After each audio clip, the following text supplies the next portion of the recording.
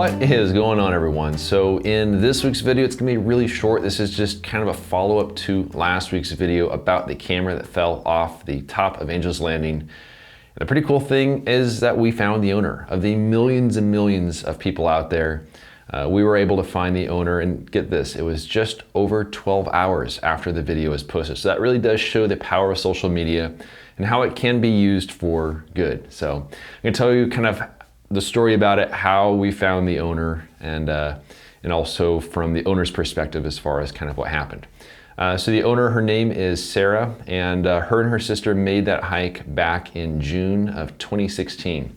So that camera was at the base of Angel's Landing for almost 2.5 years. And based on the pictures I saw of the camera, it didn't really look like it was in quite that bad of shape. So I would have guessed it was only there since maybe this summer, but it actually been there for, it spent the time down there for 2 winters, which is pretty crazy. But she was saying that her and her sister hiked up to the top of Angel's Landing. They're having lunch, camera sitting there. It got bumped and went over the edge. So nothing too crazy exciting about this story as far as how it ended up there, but obviously kind of sucked that it did fall down there. And then after she got back from the hike, she ended up replacing the camera with the exact same model. So it's kind of cool how we're able to get that camera back to her. Luke is in the process of sending it back to her, so she'll be able to get back the memory card and the camera itself, which is kind of cool. So I'll tell you how it is that we were able to track down the owner, which I think is still just kind of a cool story, the way that that works out. So I posted that video at 6 a.m. Pacific time. I was out for a jog when it posted.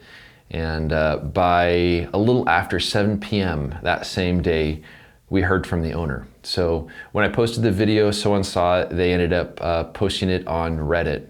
And then in all the comments of people that were kind of talking about it, and there was one person that said, I recognize them. So as it turns out, it's a guy named Patrick, and he went to high school way back when with the sisters.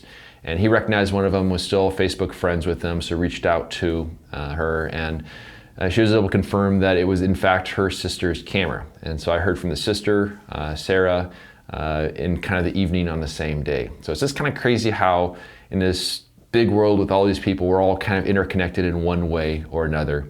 And it does definitely show the power of social media. So kind of cool that the camera is making its way back to the owner.